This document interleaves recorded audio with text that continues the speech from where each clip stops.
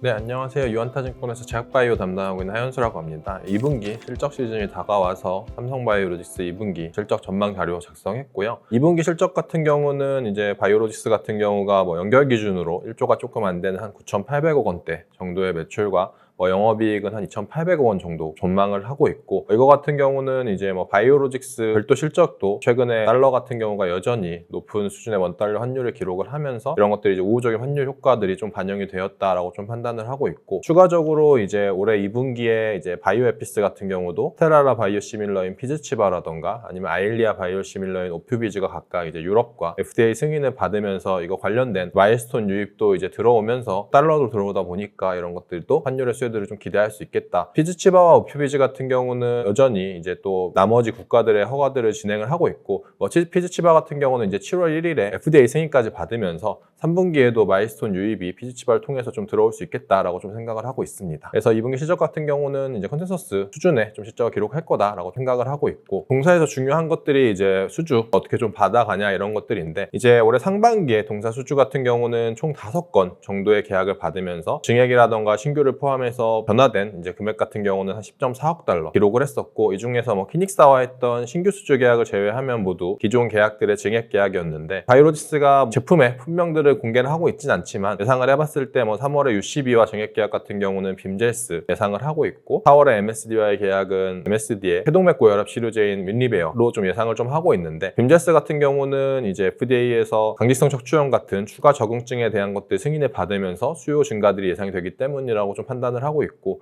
윈리베어 같은 경우도 FDA 승인을 받으면서 이제 상업화에 성공을 했다라는 측면으로 좀 생각을 하고 있는데, 윈리베어 같은 경우는 더구나 이제 유럽 같은 데서도 최근에 허가를 여전히 진행을 하고 있고, 6월 말에 CHMP라고 하는 EMA 산하의 이제 의약품 자문기관에서 승인의 권고를 받았다 보니까 3분기에 유럽 집행위의 허가들이 유력하다라고 좀 생각을 하고 있어서, 윈리베어가 유럽까지 허가들을 확장을 하게 됐을 때 추가적인 증액 제약도 가능하겠다라고 좀 생각을 하고 있습니다. 제가 자료를 발간한 날 이제 추가적인 CDMO 계약들을 발표를 하면서 미국 기업이라는 것 정도 외에는 밝히진 않았는데, 그 계약 규모 자체가 한 10.6억 달러까지 추가가 되면서 이제 오늘 기준으로는 한 21억 달러 정도의 이제 올해 신규 수주들을 기록을 했다라는 측면에서 여전히 견조한 수주들이 좀 지속되고 있다라고 생각을 하고 있고, 이런 것들은 이제 바이오 안보법 같은 이런 탈중국할 수밖에 없는 상황들이 이제 좀 만들어지고 있다 보니까 동사의 견고한 수주 활동 자체는 계속 될 거다라고 좀 생각을 좀 하고 있습니다. 요약해서 다시 한번 말씀을 드리면, 이제 2분기 실적 같은 경우는 강력한 원달러 확률이 계속되고 있고, 바이오 시밀러들의 유럽이나 미국 같은 주요 국가들에서 FDA나 EMA 승인들이 이어지면서 관련된 마일스톤 유입되는 것들, 이런 것들을 고려를 했을 때 충분히 좀 견조한 실적 성장들을 계속하고 있다라고 좀 생각을 하고 있고, 수주 같은 경우도 여전히 강력한 수주 모멘텀들을